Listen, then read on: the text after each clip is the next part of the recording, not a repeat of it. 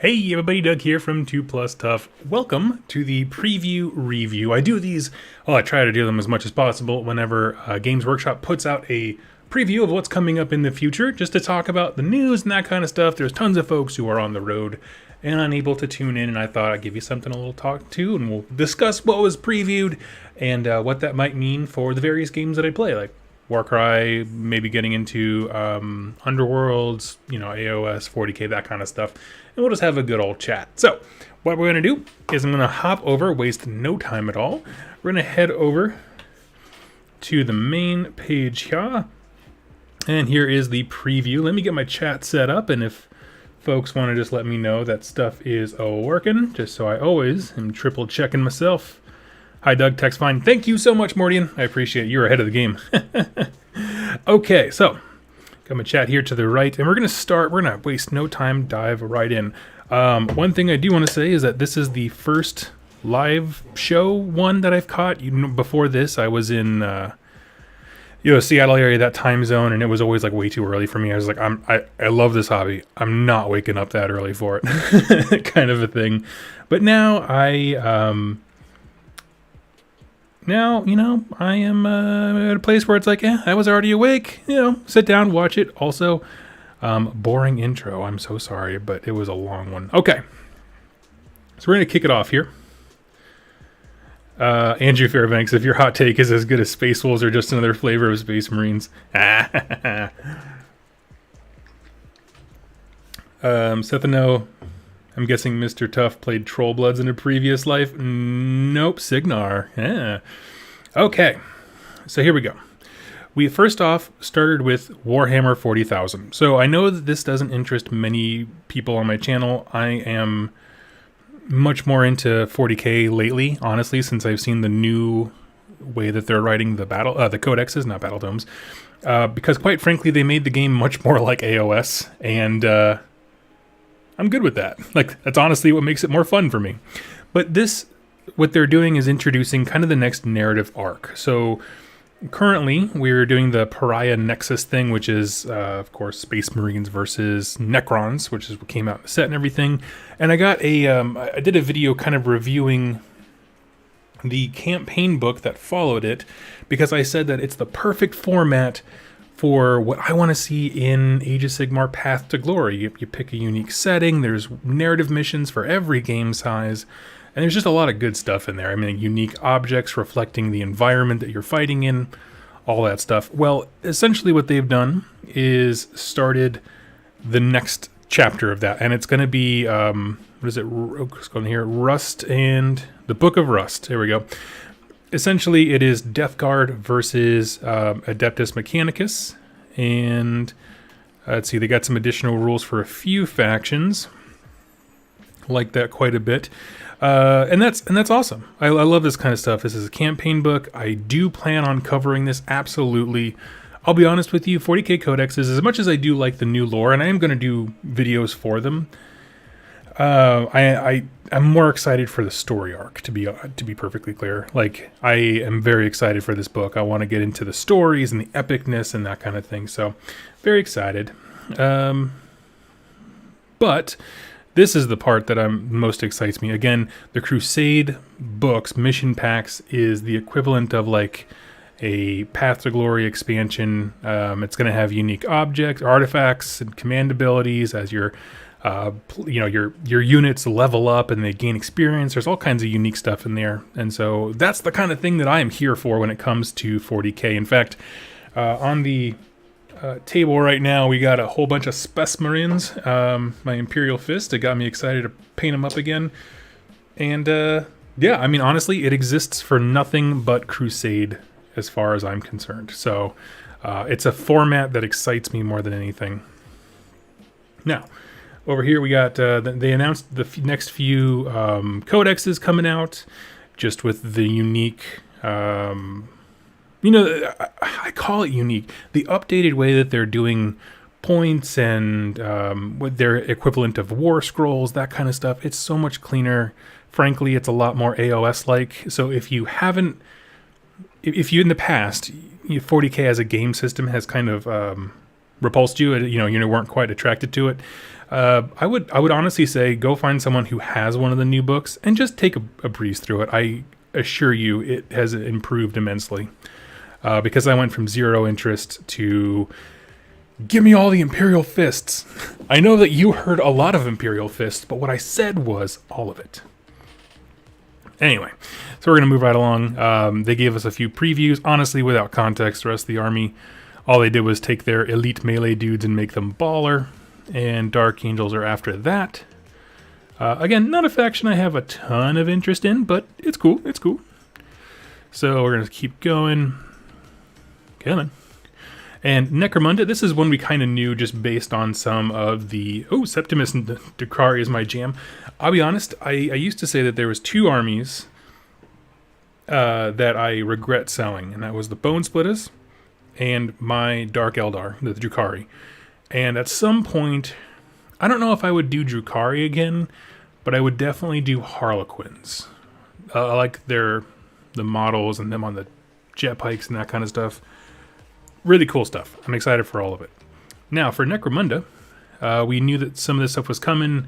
They've been doing the House of Blank books, which are essentially codexes, battle tomes for each of the gangs. The thing is, I love Necromunda as a setting. Nobody local to me has any interest in it, and it kills my joy, and it makes me want to sell everything I got to someone who would enjoy it. So there's that.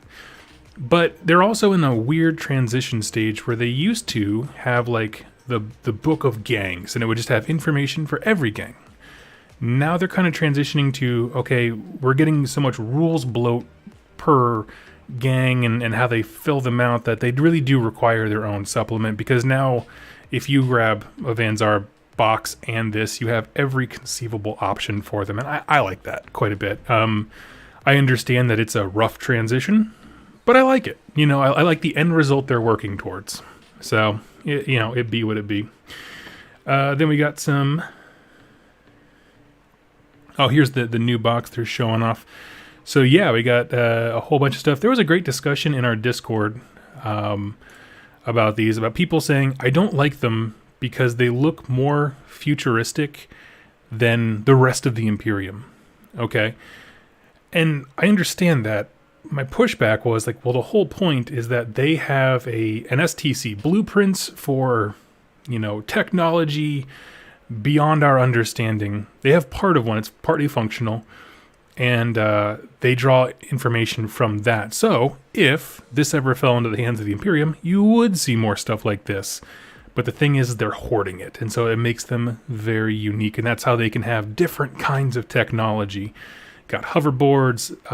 This kind of looks like a tactical armored gear, whatever like that from Infinity. To be honest with you, I love it. It's cool.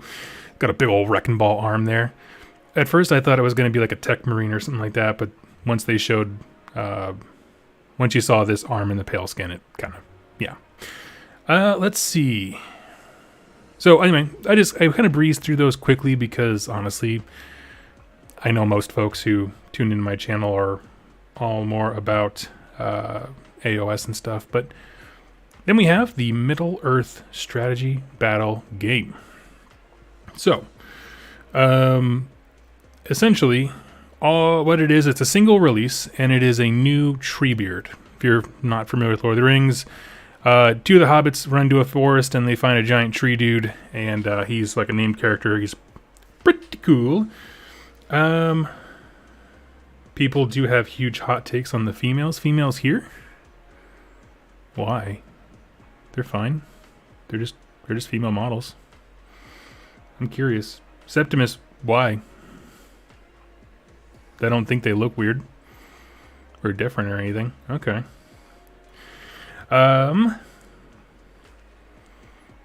So this guy, I'm not gonna lie.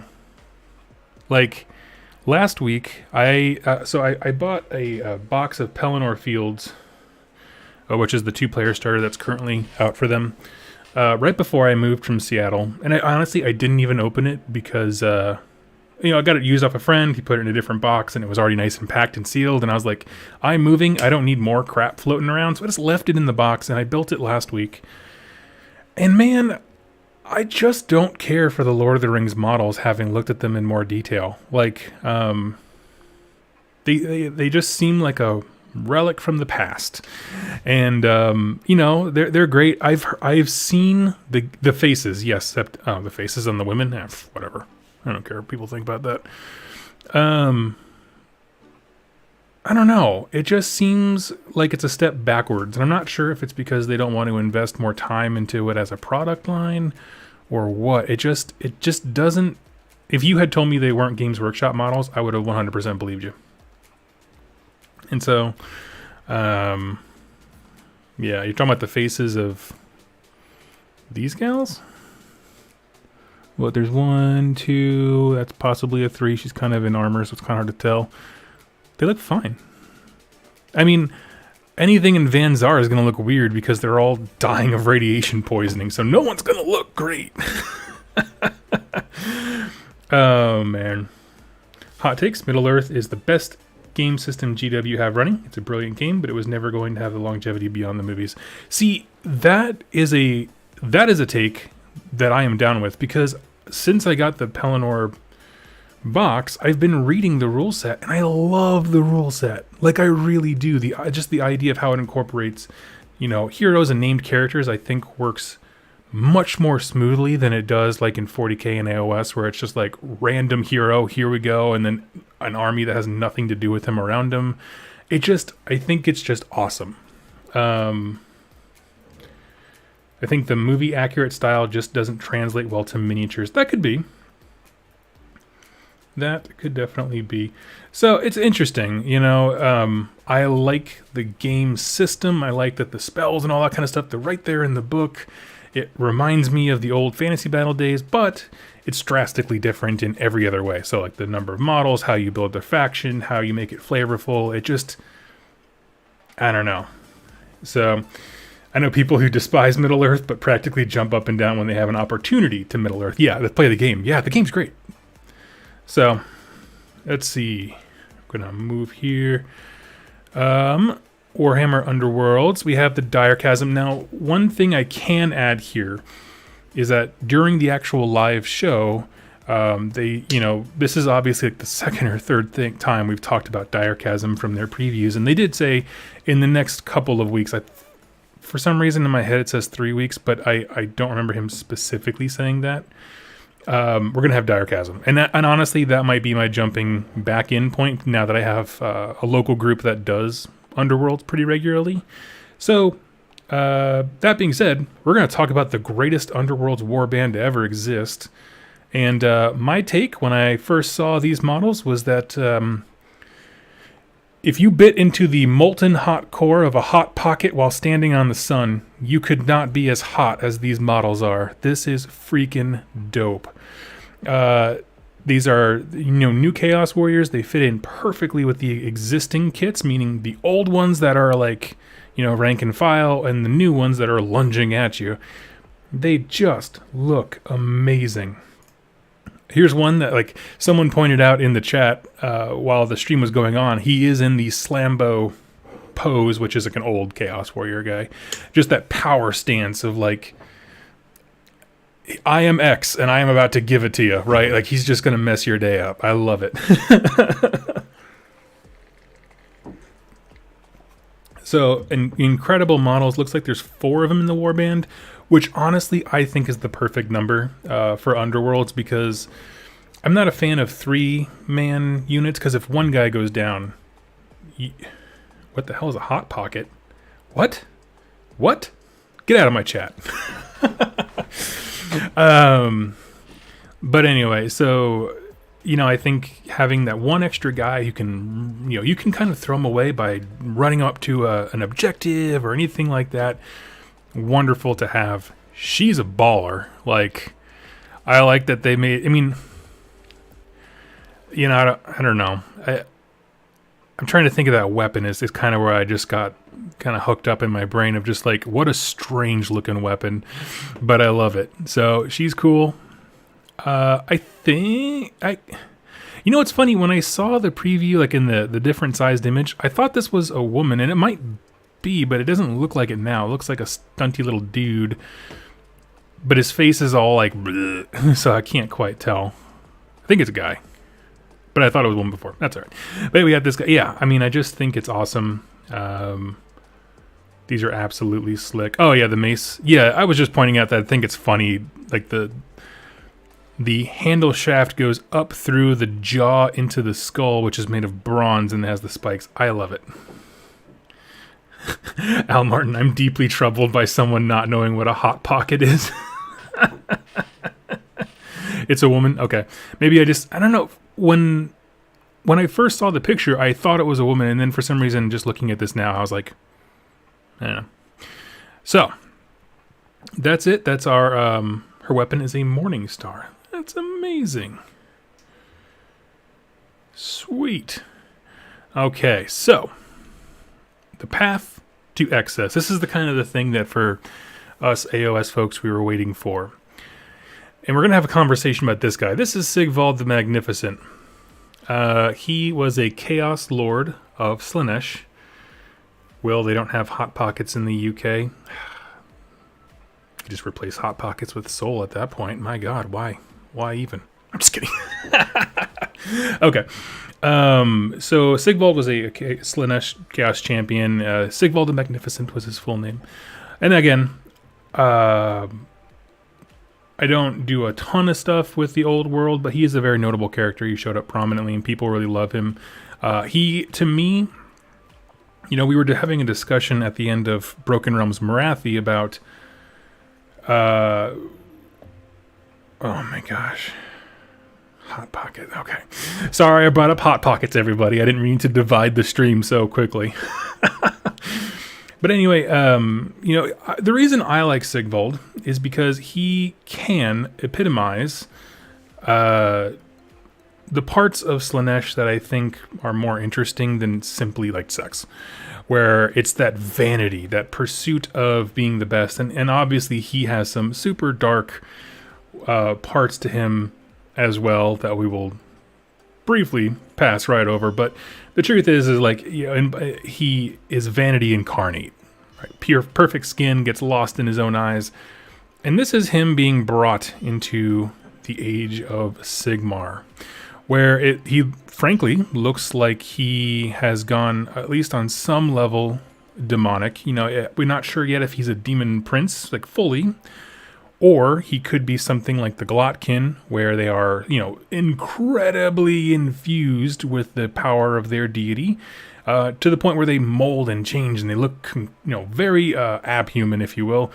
But they're not quite demons, right? I mean, they don't have that keyword. So it's just an interesting thing. It could go a few different ways. As far as how he survived, I will be honest, I have much more... I have a double standard when it comes to Chaos Heroes specifically, because they started Age of Sigmar with being like, yeah, the Glotkin died in the old world, but Nurgle he liked those. He didn't want those to go to waste, those souls, and so he just scooped them right up. And I'm just like, well, that just leaves perfect opportunity for the same thing to happen for any Chaos God. And, honestly, and I'm okay with that, because when you pledge yourself to chaos, when you rise to these levels to become a named character and all kinds of, sweet stuff, the truth is that's what you're buying into. You're buying into true immortality, that if you please the gods enough, they will carry you forward as their chosen champion. And so for some reason, I find that much more, buyable when they come back, as opposed to like, somewhere in the skies, reality contorts and goes and just hawks up a Gotrek, So it's interesting. I'm less cool on it when it comes to like other characters, but if you are either a deity level character or a servant of chaos who achieved greatness, I don't know. I'm more on board. That being said, all of those things out of the sides, this is amazing. Like, this model is beautiful. I think with Slaanesh, the same thing with the Keeper of Secrets. It's just, they just really get what Slaanesh should be, which is just this immaculate picturesque. It looks beautiful until it, at a distance, it's just gorgeous. But the second it gets really close, you're like, oh, there's like something very evil happening, right? You just get that vibe, and I just love it. So I don't know. I think it's wonderful. It's a wonderful model, but honestly, this was not the model that caught my eye the most. Believe it or not, he's cool, but I like these guys more. And so, what are these guys called? Simranith Twin Souls. So these are meant to be the mortal variant for Slaanesh. Up till this point, we have not had anything. So, Bloodbound obviously has Blood Reavers for Khorne. You got Putrid Blight Kings for Nurgle, and Tzeentch Arcanites and Zangors for Tzeentch. But we never had that for Slaanesh. And to be perfectly honest, that's a major reason I did not ever enjoy Slaanesh as a faction. Because the demons, even though having a demon army to me makes more sense in AoS than it does in 40k, I just don't like, I don't know, I really like, I like mortal stuff, because I like that path to glory, right? Where you're following mortals who are all on their individual super selfish journey to be this guy, right? Because they all want that same prize. And so I think these guys are just absolutely just phenomenal. Oh, did I get the name wrong? Oh, yep, you are correct. These ones are the Myrmidesh Painbringers. Now, one thing I love, there is a lot of visual consistency between these and the Cypher Lords, who come from Hysh, and I love that so much, because so much of the Cypher Lord stuff, like the Warcry warbands, they're not necessarily like faction allegiant. Like there's not a Khorne warband, in the specific to Warcry warbands, the Chaos ones. They're all undivided, or just cultists or whatever. But they do take visual cues from various different Chaos gods, as they kind of been influenced in that kind of thing.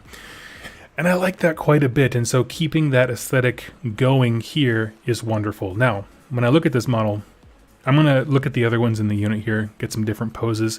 A few things stand out. One, they're probably fairly monopose, just based on some of the other things you'll see, with the way that their torsos are moving and that kind of stuff. And you know what? That's honestly, it's what it is now. It just is. And you know what? I love it. I'm here for it. They're easy to modify if you need to modify them. But let's take a look at this armor, okay? First of all, prominent pendant. I love like the nice, it's not a robe, but like a tabard in the front, and then kind of this thing going over his shoulder. Looks very regal. The fact that it's all these nice smooth curves. Again, from a distance, they look very beautiful. Like these are like immaculate heroes. If you saw, if you were in trouble and you saw this walking towards you very gracefully, like they are in complete control and confidence, you would think that you were saved, until they walk closer and you're like, I am super hosed, right? Until it dawns on you that like, oh wait, no, that face locked into his shield could buy me lunch. My guess, what I'd like to see from these guys, to be honest with you, is I think minimum they should all have 2 wounds. They're a 5-man unit, so I want them to be a fairly good equivalent to Chaos Warriors or Blood Warriors, which is the more elite Mortal Khorne unit. I kind of see them as filling that role. So let's look at some of the other ones. That's a power pose. I like that guy. I want him in Warcry. That is like a gladiatorial, like, whaja! I like it. We got vials of mysterious liquid. I'm not going to comment on. Don't need to. That's cool. I can't quite tell from the angle. It's a little bit too direct on, but that, I don't know. It could be. I'm sure there's female sculpts in here, but I couldn't quite tell with the chest armor there. But I like this. This is like an on guard pose. This guy looks baller. Look at that. Look at that shoulder. One thing I didn't really touch on is if you look at all of their legs. I love. This is something they did a lot in Chaos Space Marines when they got their new basic kits for 40k. But like the gnarling faces, almost like the steel as like this gargoyle itself. Just absolutely stellar. Honestly, when I look at this, it makes me want to paint them like I do my Cypher Lords, which is kind of the exact same, right? Keep the nice lavender and the purple, but you see like this big gap here inside the shoulder plates, maybe some of the armor bits, that kind of, this knee pad. Make those like Thousand Suns blue, kind of like the vials you see here. I just want more of that vibrance, but these are incredible. So I love it. This guy looks like he's in an executioner pose. I like him. I'm not a big fan of tassels, like in my fantasy or in my real life, but they make it work. I feel like the lack of discernible gender is the point of Slaanesh. That's actually a very good point. To be perfectly honest, I think, yeah, this is the one where it does have a thin, kind of effeminate pose, not pose, but like in terms of like the broad shoulders and that kind of stuff. Pose isn't the right word, but that's a good point. So I'm on board. Now, this is actually a multi-kit, so it makes this option. Again, for these, I want them to be melee blenders, 2 wounds each minimum, 3 up save. I mean, they are armed to the teeth, and Slaanesh is lacking stuff that can sit on an objective and like take it, from a game perspective, and then obviously narrative. There's nothing heavily armed, so I would love to see a very tanky unit to kind of bring into Slaanesh. The other side of that multi-kit are these guys, and these are the Twin Souls. These are mortals who have forged pacts with lesser demons of Slaanesh, sharing their bodies in return for a measure of power. This is a concept that I first learned about in 40k, and I fell in love with it immediately. Specifically in the Horus Heresy, there's a unit called the Galvor Bach. They're basically, you take Space Marine, you invite a demon into you specifically, and it just like warps you and twists you, and it seals the armor, and it just becomes like this nasty looking thing. I love it. And so this is kind of that same concept, it sounds like, where you can see their facial features are kind of warping and twisting, like his nose flattened. He must not be too good. He lost an eye, apparently. He's got what looks like a power claw. It's not, but, it's changing his armor and stuff. And while they are essentially in very similar poses, I mean, this head thing, that looks just like the Cypher Lords, but they all have a little bit going on. And so I'm interested to see rules-wise how these guys work. Because their weapons are very different, they could either go the Ardboys route of saying, I don't care what the model does, they have, weapons of ecstasy, and here's the profile for them. Or they could go more granular and that kind of stuff. To be perfectly honest, the fact that these are all very different probably are going to make them incredibly cool when it comes to their rules for Warcry, which I'm sure they'll get. So we have this one. Let's see here. Okay. My only thing is the whip. When it comes to moving it, I kind of hope that, you can't see the depth in this picture, but I kind of hope it runs right against the hair so that you could, if you wanted to, seal it there and have another point of contact to strengthen it. The reason I say that is my Untamed Beasts Chaos person with the whip, that thing is like held on by a prayer. So that's the only downside there. I love this model. I mean, this is, to me, is the perfect combination of a shank and a harpoon, which are just 2 weapons I don't typically associate with one another. Oh man, I love it. And I think in terms of like the way that their head and their face look, this is clearly the most demonic one. It looks like a demonette head, which honestly, if you have some of those new Chaos Warriors, you could probably put a few demonette heads on them and make, kit bash together something that can fill out the ranks, or at least be in the same ballpark. Certainly, if you dipped into something like the Cypher Lords, they have a lot of armor. There's some skin showing, more than this, but yeah, I think if you bought one of these, I'm sure it's going to come with a hell of a ton of extra bits. And you just kit bash a sharpoon, yeah, a shivpoon, they'll call it that, yeah. And you kit bash them together, I bet you could make some stellar looking units. Just very dynamic, very aggressive looking. So, I'll keep going here. Oh, this guy. I'm not going to lie. I hate when tongues are out. Like, if it's not a monster, I hate it. But he looks, that looks like a Slaanesh guy coming at you. I can't argue that, right? I mean, I think we can all admit this makes sense. One thing I'm curious to know about is for a few of these guys, if you look, they have a black leg. And I'm curious, like lore-wise, I am positive that there is going to be some reason for that, like what that is trying to represent, something like that. I don't know. So I'm very curious about that because, you know, every faction, like you have like Ogre Maw tribes, there's dudes who have like the bloody fists, you know, and that's just a symbol of who they are, what they believe in, that kind of stuff.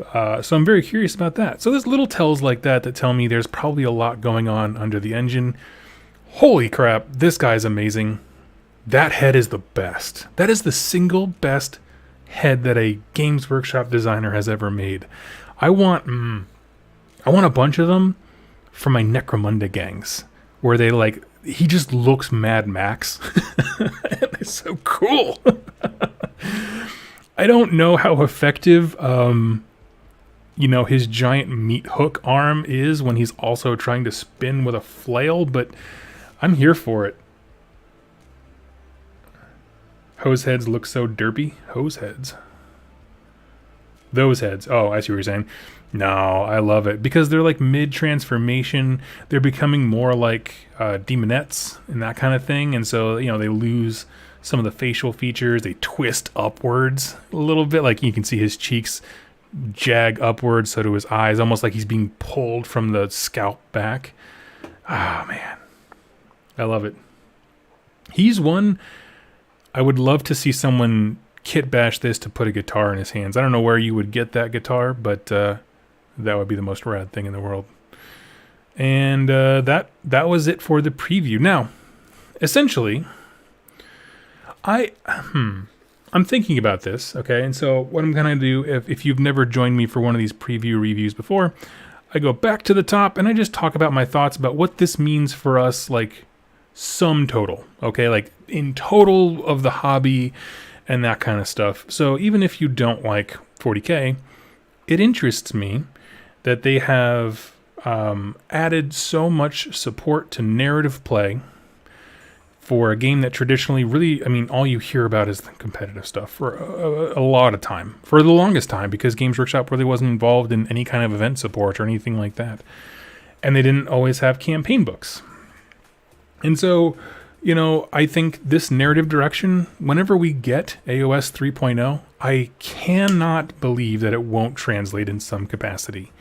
It just is phenomenal. I think it's all, you know, in terms of like, it's a simple release. One of these little books, the Crusade books, is a supplement that it's fairly cheap and it's very easy to transport. It's a small little thing. It's like on A5 paper that you can, your entire group gets something out of, and it's so simple. Like it really is. And so I can't help but think that when we look at these things, we're looking in some capacity of the future of AoS narrative, possibly Path to Glory, and it would make my day, like every day. So I think that's I think an important way to look at it. Again, if you have written off 40K because of the game system and it seemed very hyper competitive and that kind of stuff, I would encourage you to go grab or borrow from a friend one of the new codexes and take a look at it, because it's changed my opinion night and day. Necromunda, I still love it. I think it's a really cool game with an amazing setting. If they were ever going to make a live action like HBO original set in the 40K universe, I think Necromunda is the best choice that there is, just because of the setting of it. Apparently people don't like the female heads here, but you know, they're all like dying from radiation poisoning and cancer, so take what you want from there. Middle-earth strategy battle game, not super into it right now. I love the game system. I've been less than wowed with the models, but that's cool. It's cool. We can work on that. Let's see. And then Underworlds, you know, it's funny, we keep getting all these like previews and stuff for what's coming out in the Dire Chasm season, but we don't have Dire Chasm yet. I'm very excited for it. I'm going to jump in. I've been practicing a bit more with the online version, of course. And maybe I should do more streams with Underworlds. I know people tend to really like that. Regardless, this warband looks absolutely incredible. What's interesting, a thought that occurs to me, and I didn't think about it earlier, is that I wonder what keyword they're going to have. You know, when we get these, for example, I'll pick on the Nurgle one, right? When the Nurgle one dropped, they have the Blessed Sons keyword. That's a sub-faction that came out with Wrath of the Everchosen. And I'm curious which ones these are going to have. If they have like Ravager, Idolaters, the new one that came out with Broken Realms Marathi. I don't know. You could play Middle Earth rules with AoS minis. Sure. Yeah. I mean, honestly, they're probably pretty cool. Well, I won't lie to you. But these models are absolutely incredible. She is awesome. Might make her a Lord of Chaos, to be perfectly honest. Let's see. And then, obviously, the Slaanesh stuff. And I want to talk about this just a bit more. So I'll leave it on Sigvold, the Beautiful, so we can all look at him. I know he's magnificent, but... probably cult... No, because the warband is called Ravagers. Okay. I'm sure that's what it is then. I didn't look at the actual, like, the name of the warband. I just went straight to the models because that's what I was excited about. So, here's an interesting thing. We have a Slaanesh book out now. And this is adding exactly 3 new units to it. I'm curious. Well, and then 4 with the new guy that came out in Shadow and Pain or whatever it was called. I'm interested to see if that means we are anticipating a new Slaanesh book. I mean, it's been FAQ'd out the nose to some extent regarding summoning and how things function, that kind of stuff. So it wouldn't, like, super surprise me. I don't know. What do you guys think? Are we expecting a new battle tome for Slaanesh, or do we think that, say, maybe these things will come out in support of a Broken Realms book? I'm kind of bummed we didn't get any kind of word on what's next with that chapter, but it is what it is. I'm almost positive these will drop in support of that because of the events. Oh, and the Dire Chasm Slaanesh warband. Thank you, Mordian. Yes, I forgot about those. Yeah, because they've been teasing it for so freaking long, I forgot about it. Oh man, it's on the video. More kits. Let's see. I'm gonna mute the audio so we don't blow our eardrums out. Here we go. It was a really funny cartoon. Okay, so those are all the guys that we've seen. Possibly some stuff in the background we can't quite pick out. Possibly. I don't know. To be honest with you, depending on what they wanted this to be, like if it's like, hey, we just need to round out the Slaanesh line, I think just 3 or 4 kits would be fine. To be honest with you, I think they're great. If they want, yes, I can see that everyone and their mom is commenting about the background, but it's a bit blurry. So I'm not going to worry about that right now. But my point is, regardless of how many kits they're getting, my question was, do we think that we're getting a battle tome, or do we think that this is going to be brought out with a Broken Realms thing, and then it just kind of sits there, right? Because I don't expect that we're going to get like a new book for Slaves to Darkness just because they added in, the Idolaters, for example. I don't know. It is hard to tell. Does GW always release models and kits so often, like the past month or so, or is it just news season? Well, I think the truth is they are trying very hard to keep up hype, keep up interest, and keep up news, despite the fact that 2020 has wrecked just about every international corporation's plans, period. You know what I mean? Like, where maybe these would have been more spread out or better kind of organized, maybe we wouldn't have gotten only 3 kits and they would have released the entire range, but manufacturing became a problem. There's a million ways it can go. And quite frankly, that's why before this, yesterday I was doing a live stream and somebody was asking about, what to expect and getting your hopes up and that kind of stuff. And I was like, honestly, just approach it with an open hand.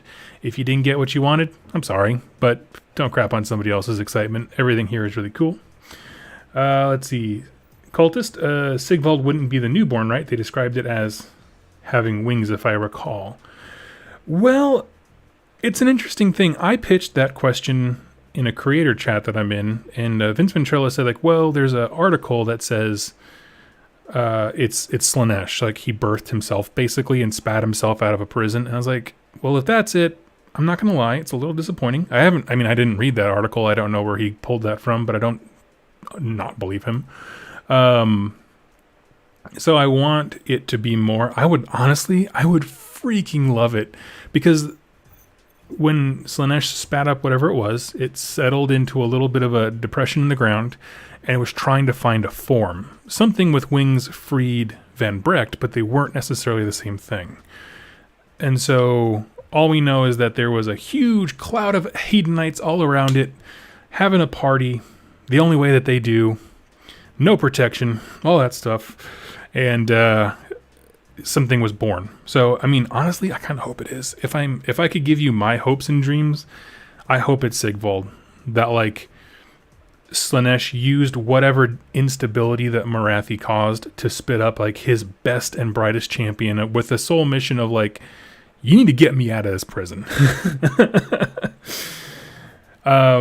Bly says Warcom said it was Slaanesh. Yes, that's true. And, immediately 3 other creators jumped in and were like, oh yeah, because they're always accurate. And honestly, the community site, I'm sure they make articles based on whatever information they're given, but those things change. And so they have been wrong with lore things and rule things in the past. So I'm not upset about it either way, but just kind of take that as it is.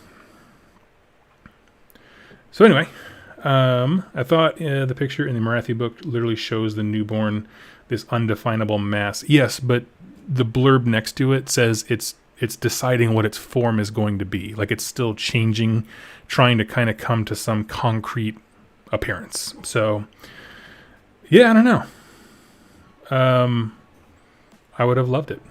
So, anyway, Slaanesh 8 Elf Souls. Yeah, I mean, totally. Absolutely could be. I didn't know Sigvald was an elf. I don't know anything about Sigvald. This is old world stuff. But, I don't know. I'm already about it. So, I'm very, very excited. Again, it's not the kind of thing that, like, I'm going to stop what I'm doing and start doing a Slaanesh army.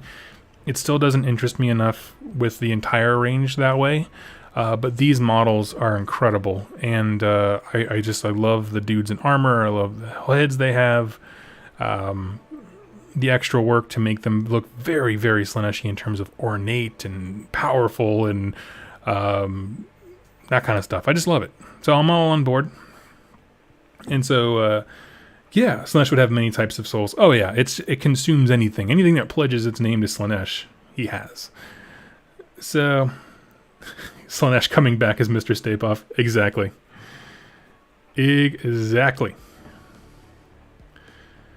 Anyway, so that is pretty much all the coverage that I have. What I'm going to be doing, quite frankly, is spending the rest of the day just getting notes together so I can prep for the next week. Oh, but I did have one thing I wanted to show people. This is not part of the GW reveal. This is just Doug. I decided to buy into Maw Tribes. I know I had been waffling between Flesh Eater Courts and Maw Tribes, and then someone made a stellar offer over on Miniswap, and I scooped it right up, and it's already on the way. So I'm very, very pumped. So yeah. Anyway, I will just leave that there for a hot second. Look at the chat here. Yeah, Cultist, I didn't think he was an elf. He's a human. That's what I thought. Because I thought it was unique that there was like more Chaos Elves coming out with like Warcry and that kind of thing. So I like it quite a bit. I'm very interested in what they do. Hobby Butterfly, that's me. Cue the what is it? Napoleon Dynamite doing the hand butterfly thing for his class. Pumped for a month or two, you mean? Hey, that's not true. I never lose excitement for the armies. I just want to move on to something else. Like, I'm still happy that I painted my Nurgle stuff. That's not like I fell out of love, but yeah. Anyway, so this is everything I'm going to have for a bit. Going to do some, it's all built, which is my least favorite part of this entire hobby. And so, honestly, that was what made it a steal. Anyway, friends, that is about it for my stream. I'm going to go ahead and close it off. Just wanted to kind of give some thoughts and relay the news for people who are, you know, driving around, couldn't watch the stream and just wanted a little opinion and something else to listen to while they hobby this fine Saturday. So, friends, go ahead and have yourselves a wonderful week if you're a Slaanesh player. Start saving up those acorns so you can buy all this stuff. We have no sense of scale when it comes to him, but honestly, based on the fact that there's a human skeleton right there, he's not a keeper of secrets or anything, you know what I mean, that kind of magnitude. So that's good. Honestly, that'll probably keep his price down. My money says $65. That's what I'm throwing out there with Price is Right rules.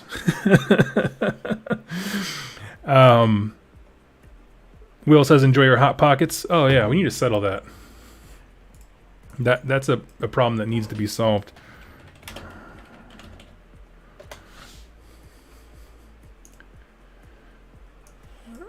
These are hot pockets. The best one, in my opinion.